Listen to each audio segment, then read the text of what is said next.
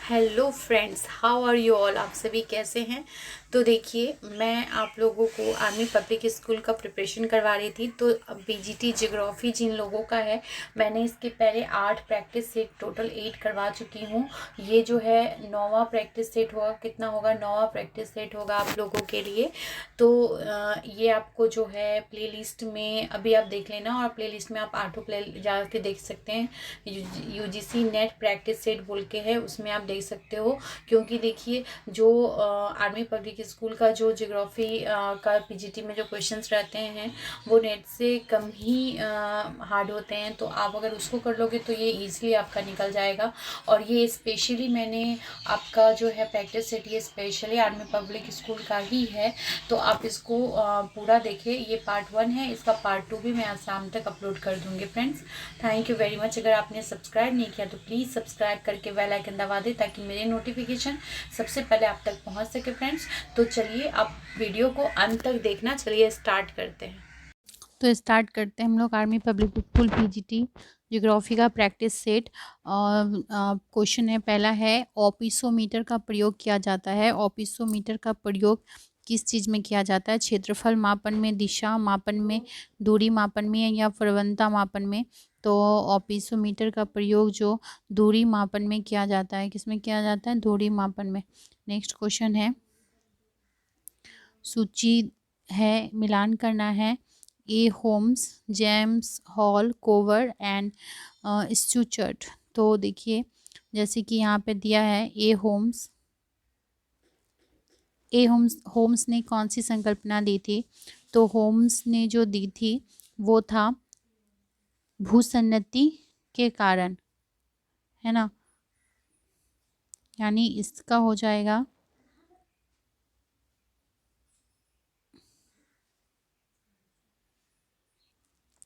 तो इसका हो जाएगा डी। ए होम्स ने भूसन्नति के कारण, ठीक है, इसका दिया था। जेम्स हॉल ने भूसन्नति की संकल्पना दी थी। जेम्स हॉल ने दिया था भूसन्नति की संकल्पना, और ए होम्स ने दिया था भूसन्नति के कारण। कोवर कोवर ने भूसन्नति इतिहास की अवस्था, ठीक है, ये इन्होंने भूसन्नति इतिहास की अवस्था का दिया था। और स्टूचर्ट जो है, इन्होंने भूसन्नतियों का वर्गीकरण किए थे। कौन किए थे? स्टूचर्ट है, भूसन्नति के इतिहास, भूसन्नति का वर्गीकरण किए थे। नेक्स्ट क्वेश्चन देखते हैं। नेक्स्ट है, निम्नलिखित में कौन सा सुमेलित नहीं है? तो एक्रोन दिया है, कृत्रिम रबर, ओसाका पोत निर्माण, मैग्नीटोगोर्स्क लोहा इस्पात, और बाकू तेल शोधन। तो क्या हो जाएगा? ओसाका पोत निर्माण, ये क्या है? सुमेलित नहीं है। बाकी एक्रोन कृत्रिम रबर ठीक है, मैग्नीटोगोर्स्क लोहा इस्पात, और बाकू तेल शोधन, बाकी क्या है? सही है। ओसाका सूती वस्त्र उद्योग हेतु प्रसिद्ध है। इसे जापान का क्या कहते हैं? मैनचेस्टर भी कहते हैं। किसको? ओसाका को। नेक्स्ट क्वेश्चन है, भारत में पेट्रोलियम पाए जाने की न्यूनतम संभावना है। तो भारत में पेट्रोलियम पाए जाने की संभावना कहाँ पे है? छत्तीसगढ़ में न्यूनतम। छत्तीसगढ़ में, मध्य गंगा मैदान में, कोरोमंडल तट में, या तेलंगाना में? तो जो होगा इसका आंसर वो हो जाएगा छत्तीसगढ़। छत्तीसगढ़ क्षेत्र जो है ना, ये आर्कियन एवं धारवाड़ युगीन प्राचीन शैल निर्मित क्षेत्र है, जहाँ पे धात्विक खनिज पाए जाते हैं। क्या पाए जाते हैं? धात्विक खनिज। खनिज तेल जो है अपसादी चट्टानों में प्राप्त होते हैं। कहाँ से? अपसादी। अतः न्यूनतम संभावना वाला क्षेत्र हमारा क्या हो जाएगा? छत्तीसगढ़ होगा। ठीक है, नेक्स्ट क्वेश्चन देखते हैं। निम्न में कौन सा उद्योग फूटलूज है? कागज, इलेक्ट्रॉनिक्स, सीमेंट, लोहा एवं इस्पात। तो इसमें जो फूटलूज है वो हो जाएगा इलेक्ट्रॉनिक। इलेक्ट्रॉनिक जो है क्या है? वो फूटलूज उद्योग में आता है। फूटलूज अथवा स्वच्छंद उद्योग हम उनको कहते हैं जिसकी स्थापना से कच्चे माल का प्रभाव क्या होता है? कम होता है। जिसकी स्थापना से कच्चे माल का प्रभाव बहुत कम होता है, उसको फूटलूज या स्वच्छंद उद्योग कहते हैं। तो इसमें इलेक्ट्रॉनिक आ जाएगा। नेक्स्ट क्वेश्चन है, स्वेज नहर के दोनों सिरों पर स्थित पतन युग्म है, क्या है? काहिरा और अलेक्जेंड्रिया, स्वेज तथा काहिरा, काहिरा तथा पोर्ट सईद तथा स्वेज। तो इसका जो हो जाएगा, तो इसका हो जाएगा पोर्ट सईद और स्वेज। देखिए, स्वेज नहर का निर्माण जो है वो 1869 में शुरू हुआ था। कब शुरू हुआ था? 1869 में हुआ, लेकिन यातायात के लिए 1969 में ही इसको खोल दिया गया। एक समय जब पूर्वी एशियाई देश ब्रिटेन के कब्जे में था, तब इसको लाइफ लाइन ऑफ ब्रिटेन कहा जाता था। इसकी लंबाई 162 किलोमीटर और चौड़ाई जो था वो 60 से 65 मीटर तथा गहराई 10 मीटर था। इसमें 20,000 टन का मालवाहक पार कर सकता था। ठीक है, तो ये स्वेज नहर के दोनों सिरों पर स्थित पतन युग में पोर्ट सईद और स्वेज होगा। निम्न में कौन भौमिकीय चक्र का भाग है? कार्बन चक्र, हाइड्रोजन चक्र, जलीय चक्र या नाइट्रोजन चक्र? तो देखिए, इसमें कौन सा हो जाएगा फ्रेंड? तो इसका हो जाएगा कार्बन चक्र। कार्बन चक्र जो है वो भौमिकीय चक्र का भाग है। जब कार्बन सतह के नीचे अवसादों में चला जाता है, तब वहाँ पर अवसादी कार्बन भंडार में संचित होता रहता है। मृत जैविक पदार्थ का कुछ भाग क्या होता है? मिट्टी में या गंभीर सागर स्थित अवसादों में दीर्घकाल तक भंडारित रहता है। स्थलीय जैविक पदार्थों का घोल रूप में या ठोस रूप में, ठीक है, घोल रूप में या ठोस रूप के कणों के रूप में भौमिकीय प्रक्रमों द्वारा क्या होता है? सागरों तक परिवहन होता है, वो यहाँ से वहाँ तक जाता है। सागर में अवसादों के साथ लाए इन जैविक या कार्बनिक पदार्थों का चट्टानों के रूप में परिवर्तन हो जाता है। इस प्रकार क्या होता है? जब कार्बन अवसादी प्रावस्था में क्या होगा? संचित हो जाता है। इसे ही अपसादीय या भौमिकीय कार्बन भंडार कहते हैं। इसमें क्या आता है बताइए? इसमें आता है कोयला, ठीक है, कोयला, खनिज तेल, पीट, ठीक है, ये सब आएगा। नेक्स्ट है, संयुक्त राज्य अमेरिका के ग्रेट प्लेन के बारे में निम्न में से कौन सा कथन सही नहीं है? पहले, ये छोटी घासों से आच्छादित है, यहाँ विस्तृत चारागाह उपलब्ध होते हैं, शुष्कता के चलते यह फसलोत्पादन हेतु अनुपयुक्त है, ऑस्ट्रेलिया के विशाल मरुभूमि के समान है। तो देखिए, इसमें जो बोल रहा है कि क्या कौन सा सही नहीं है संयुक्त राज्य अमेरिका के बारे में, तो इसका सी हो जाएगा, है ना। सी क्या हो जाएगा? सही नहीं है।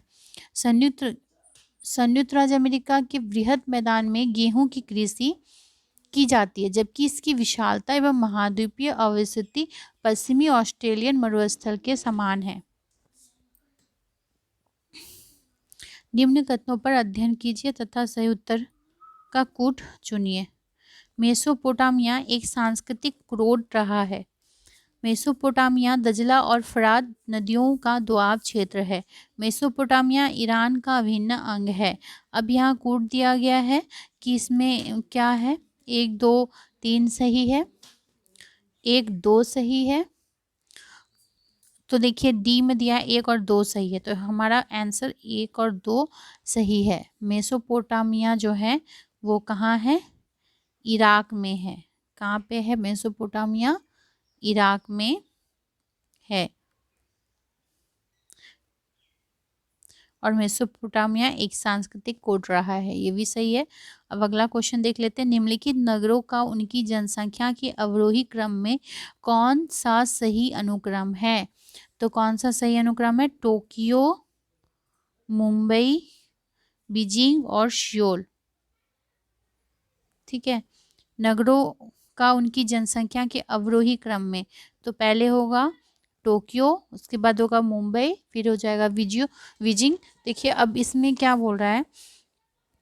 जनसंख्या का अवरोही क्रम पूछा है, तो टोक्यो में कितना जनसंख्या है? टोक्यो में जो है 2.68 करोड़ है टोक्यो में। मुंबई में है 1.51 करोड़, बीजिंग में है 1.24 करोड़ और सियोल में है 1.16 करोड़ जनसंख्या। नेक्स्ट क्वेश्चन देखते हैं।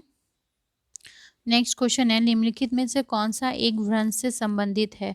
तो देखिए, संपनती, हॉग, बैक, नतीलम घाटी, ग्रावेन। तो ये 4 है, इसमें से क्या हो जाएगा? ग्रावेन। ग्रावेन जो है एक भ्रंश से संबंधित है। बाकी देख लेते हैं। भ्रंश की क्रिया द्वारा उत्पन्न रिफ्ट घाटी या दरार घाटी एक महत्वपूर्ण स्थलाकृति है। किसी स्थल पर जब दो सामान्य भ्रंश कई किलोमीटर की लंबाई में इस तरह पड़ते हैं कि उनके बीच का भाग नीचे धंस जाता है और एक बेसिन या घाटी का निर्माण हो जाता है, तो इसे रिफ्ट घाटी या ग्रावेन कहते हैं। यानी रिफ्ट घाटी को ही हम ग्रावेन कहते हैं। नेक्स्ट क्वेश्चन है ए और देखिए कथन और कारण है। पर्यावरण अवक्रमित हो रहा है। क्या हो रहा है? पर्यावरण अवक्रमित हो रहा है। कारण जनसंख्या दबाव बढ़ रहा है। तो देखिए इसका जो हो जाएगा 82 का, ये ए और आर दोनों सही है और आर ए की सही व्याख्या करता है, क्योंकि सही बात है। पर्यावरण क्या हो रहा है? वर्तमान शताब्दी में जनसंख्या में आशातीत वृद्धि के कारण प्राकृतिक संसाधन पर अत्यधिक दबाव पड़ा है तथा इनकी आवश्यकताओं की आपूर्ति के लिए आधुनिक प्रौद्योगिकी में परिवर्तन तथा मनुष्य के आर्थिक क्रियाकलापों में वृद्धि के कारण प्राकृतिक संसाधनों में विदोहन में तेजी आई। इन सब का परिणाम भौतिक पर्यावरण के कुछ संगठनों में इतना परिवर्तन हो गया कि उसकी क्षतिपूर्ति पर्यावरण की स्वतः नियामक क्रियाविधि द्वारा भी सही नहीं किया जा सकता। ठीक है, इसे पर्यावरण अवनयन या पर्यावरण अवक्रमण भी कहते हैं। नेक्स्ट है नदी और बांध। तो देखिए यहाँ पे भी नदी और बांध दिया हुआ है और आपको क्या करना है? मिलान करना है। जैसे कोलोरेडो किस नदी पे है? तो कोलोरेडो नदी जो है ये किस बांध पे है? कोलोरेडो जो है ये हूवर पे है। तो देखिए इसका ऑप्शन दिख रहा है यहाँ पे 4 दिया हुआ है डी में। लेकिन फिर दामोदर, दामोदर आपका किस पे है? दामोदर नदी किस बांध पर है?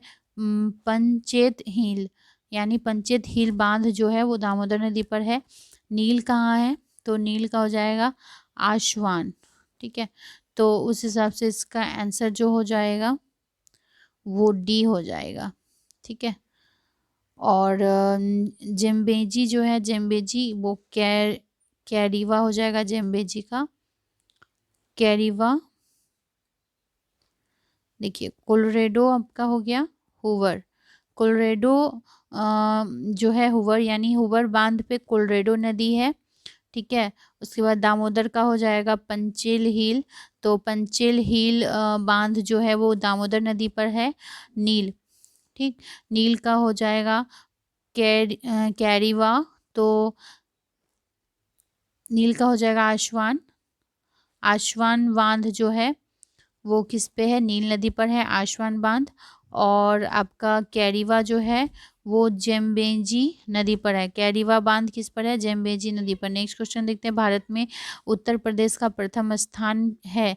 तो उत्तर प्रदेश का प्रथम स्थान किस में है? चावल तथा गेहूं के उत्पादन में, गेहूं तथा गन्ना के उत्पादन में, चावल तथा गन्ना के उत्पादन में, या गेहूं तथा दालों के उत्पादन में। तो भारत में उत्तर प्रदेश का प्रथम स्थान जो है वो है गेहूं तथा गन्ना के उत्पादन में। ठीक है, नेक्स्ट क्वेश्चन देखते हैं। सिंगापुर द्वीप मलय प्रायद्वीप से अलग किया जाता है। मलक्का जल संधि द्वारा, जोहर जल संधि, सुंडा जल संधि या मोलक्का जल संधि। तो इसका जो हो जाएगा होगा जोहर जल संधि।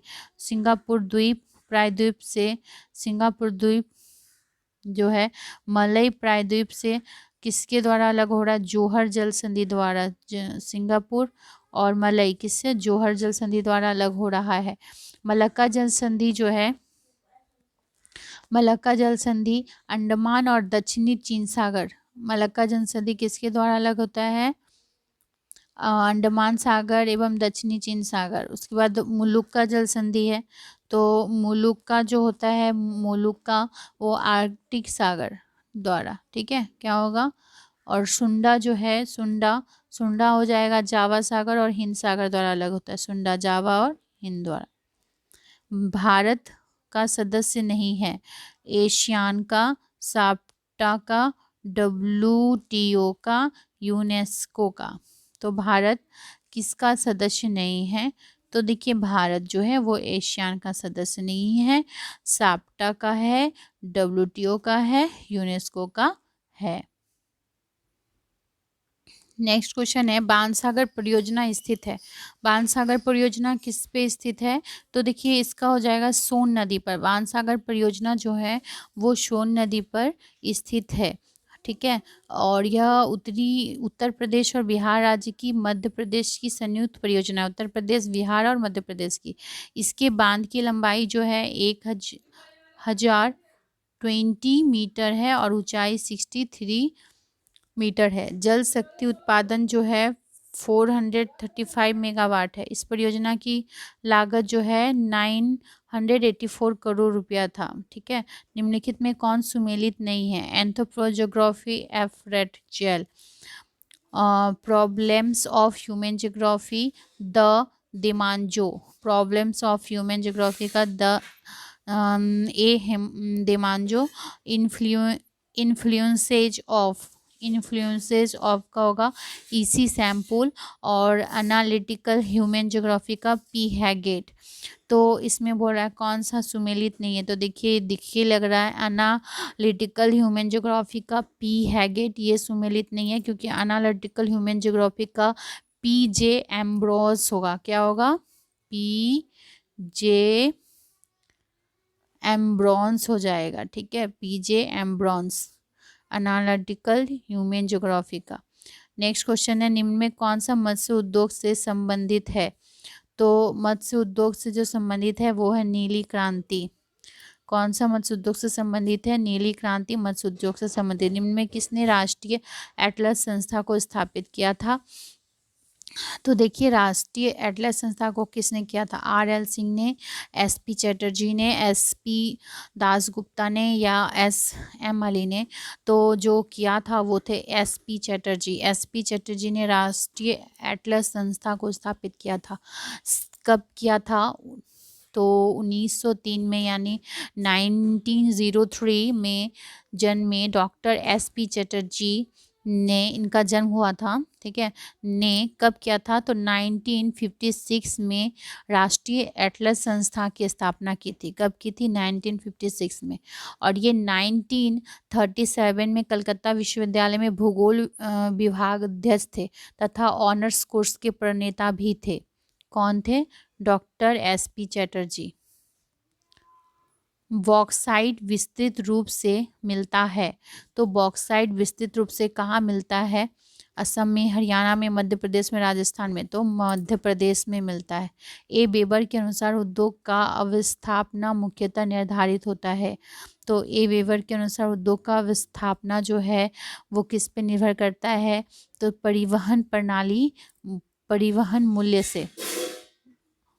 मूल्य से निर्धारित होता है। निम्नलिखित में कौन सी नदी गंगा एक्शन प्लान में सम्मिलित नहीं की गई है? गोमती, दामोदर, कोशी या यमुना? तो देखो ये दामोदर जो है, दामोदर नदी गंगा एक्शन प्लान में सम्मिलित नहीं है। गोमती, कोशी और यमुना, इसको गंगा एक्शन प्लान में दामोदर नदी को छोड़कर गोमती, कोशी, यमुना नदी को सम्मिलित किया गया है। नेक्स्ट क्वेश्चन है, निम्नलिखित महासागरीय धाराओं में से किसकी प्रवाह दिशा का मौसम परिवर्तन के साथ उल्टाव हो जाता है? सोमाली धारा, कनारी धारा, गिनी धारा, पेरू धारा? तो इसका जो हो जाएगा आपका पेरू धारा। क्या होगा? पेरू धारा। सोमाली, कनारी और गिनी धाराएं जो है गर्म धाराएं। कौन सी? सोमाली, ठीक है, कनारी और गिन्नी, ये गर्म धारा है। पेरू धारा जो है ये क्या है?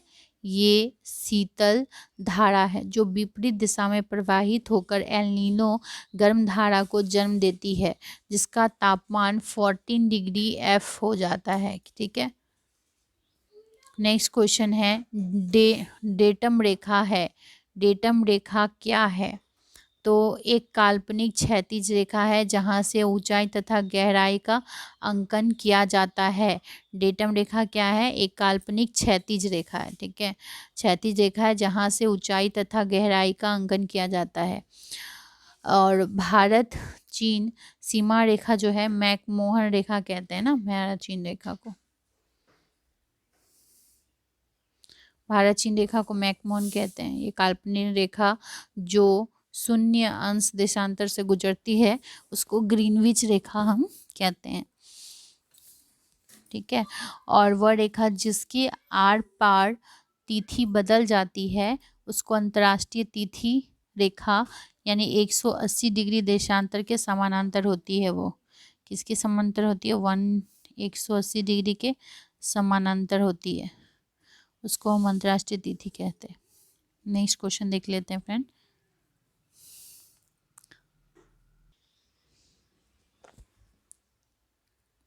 तो फ्रेंड अगर आपको अच्छा लग रहा है तो प्लीज़ आप लाइक कर दो, लाइक करते चलो। ठीक है, क्योंकि आप लोग लाइक व्यूवर तो बहुत आते हैं बट लाइक कम रहता है, तो आप लाइक करते चलो। देखिए नेक्स्ट क्वेश्चन है, कलकत्ता जो है 80 डिग्री 35 मिनट में सूर्योदय का समय, कलकत्ता का ये अक्षांश देशांतर दिया हुआ है। ठीक है, 80 डिग्री 35 मिनट दिया हुआ है और सूर्योदय का समय कलकत्ता में है 6:15 प्रातः। तो मुंबई में 72, जो मुंबई का क्या है 72 डिग्री 50 मिनट में सूर्योदय का समय क्या होगा? तो देखिए यहाँ पे आप जानते हैं कि मुंबई से ये कितना, कलकत्ता से ये मुंबई कितना है, तो 7 डिग्री 45 मिनट कम है ना। तो आपको इसमें कि हम लोग जानते हैं कि 1 डिग्री में 4 मिनट का समय लगता है। तो 7 डिग्री 45 मिनट में टोटल कितना समय हो गया? 31 मिनट हो गया है ना, 31 मिनट हो गया। तो क्या होगा इसमें ऐड हो जाएगा 6:15 में 31 मिनट ऐड हो जाएगा, तो 6:46 हो जाएगा। तो 6:46 किस में है? बी में है। तो क्या हो जाएगा हमारा? बी हो जाएगा 6:46। निम्न में कौन सा देश OECD यानी आर्थिक सहयोग और विकास संगठन का सदस्य नहीं है? जापान, जर्मनी, कनाडा और भारत। तो इसका जो सदस्य नहीं है वो है भारत। OECD के सदस्य ऑस्ट्रेलिया, कौन कौन है? ऑस्ट्रेलिया है, बेल्जियम है, कनाडा है, Denmark, Finland, Germany, Greece, Iceland, Ireland, Italy, Japan, Luxembourg, Netherland, New Zealand, Norway, पुर्तगाल, स्पेन, स्विट्जरलैंड और स्वीडन, टर्की, यूके, USA। ये सभी है बट भारत नहीं है। 20वीं सदी के अंतिम चतुर्थांश में जनसंख्या की प्रतिशत वृद्धि अतिशय उच्च है। तो जो जनसंख्या की वृद्धि है वो कितना हुआ था कि अतिशय वृद्धि है कहाँ पे है? केन्या में, भारत में, मलेशिया में, चीन में। तो ये वृद्धि है केन्या में। 1990 से 95 के बीच जनसंख्या वृद्धि दर इस प्रकार रही। केन्या में कितना रहा? केन्या में 3% है ना,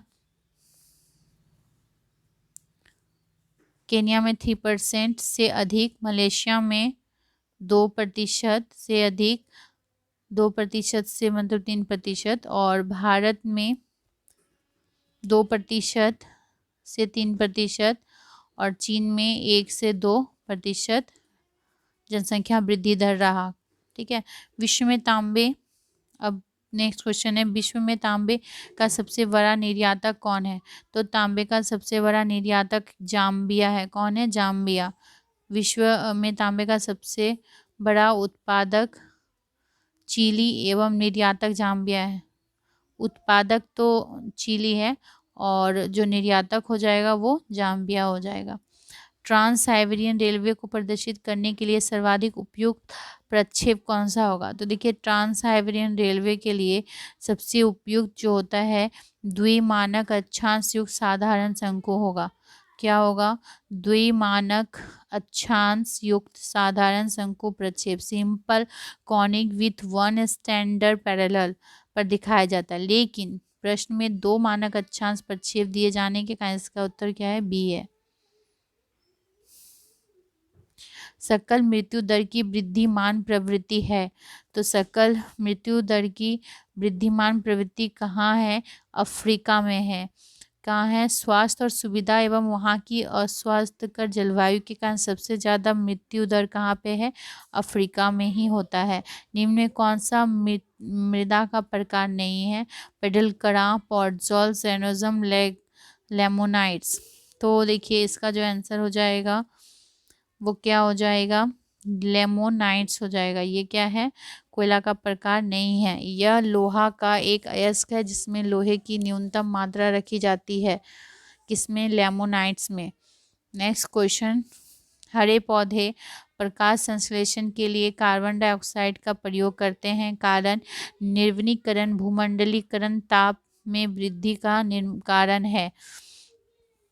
तो फ्रेंड्स ये देखिए, इसमें ए और बी क्या है, दोनों सत्य है, परंतु आर ए की सही व्याख्या नहीं करता है।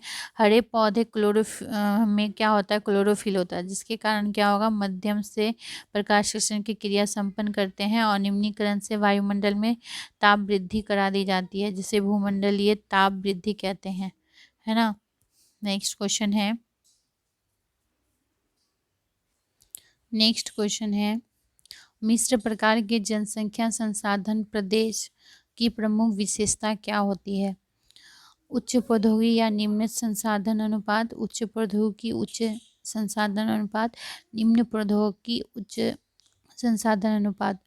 तो इसका जो ऑप्शन होगा वो सी हो जाएगा, निम्न प्रौद्योगिकी उच्च जनसंख्या संसाधन अनुपात। मिश्र अत्यंत सघन जनसंख्या वाला क्षेत्र होता है, ठीक है, मिश्र जो होगा। तो लोगों को आर्थिक क्रियाकलाप मूलतः कृषि कार्य है और यहाँ पे तकनीकी विकास अभी नहीं हुआ है, अतः यहाँ निम्न प्रौद्योगिकी और उच्च जनसंख्या संसाधन अनुपात होगा। नेक्स्ट क्वेश्चन, निम्नलिखित में कौन सा संसाधन आधारित उद्योग है, हल्का इंजीनियरिंग उद्योग, खनिज तेल शोधन, चीनी उद्योग या जहाज निर्माण उद्योग।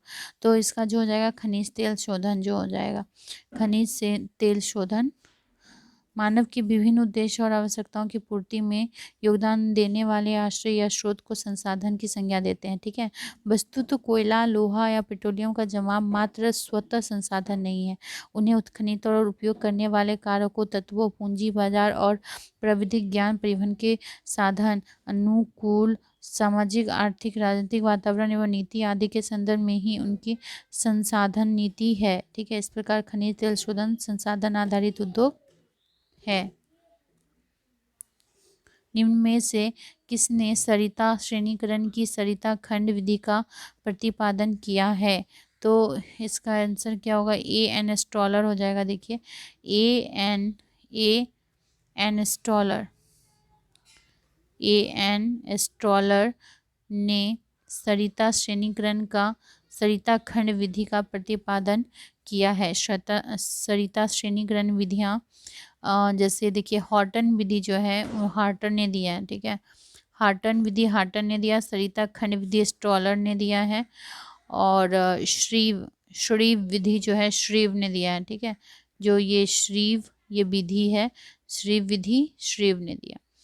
नेक्स्ट क्वेश्चन देखते हैं, भारत की जनगणना के आकलन के अनुसार भारत की जनसंख्या चीन की जनसंख्या से अधिक हो जाने की संभावना कब होगा। तो इसका जो हो जाएगा वर्ष 2050 में चीन से अधिक हो जाएगा जनसंख्या। कब होगा, वर्ष 2050 तक भारत की जनसंख्या चीन की जनसंख्या से अधिक हो जाने की संभावना है। भारत की संभावना नीति में 2045 तक जनसंख्या में स्थायित्व की लक्ष्य रखा गया है, 2045 में, ठीक है। नेक्स्ट है, नीचे दिए गए में से रुको तथा जाइए निश्चयवाद का जन्मदाता कौन है। रुको एवं जाइए का जन्मदाता कौन हो जाएगा, ग्रिफिथ टेलर। रुको एवं जाओ का ग्रिफिथ टेलर हो जाएगा। निम्न में कौन सा नगर संयुक्त राज्य अमेरिका के न्यू इंग्लैंड राज्य में स्थित है। तो देखो इसमें बॉस्टन, शिकागो, मिल्वॉकी और सेंट पॉल। तो इसमें जो बॉस्टन है, बोस्टन नगर संयुक्त राज्य अमेरिका के न्यू इंग्लैंड राज्य में स्थित है, क्या होगा, बॉस्टन। निम्नलिखित स्थानों में कौन सा एक दजला और फरात के संगम पर स्थित है। तो देखिए दजला और फरात के संगम में कौन स्थित है, बसरा। कौन स्थित है, बसरा जो है वो दजला एवं फरात के संगम पर स्थित है।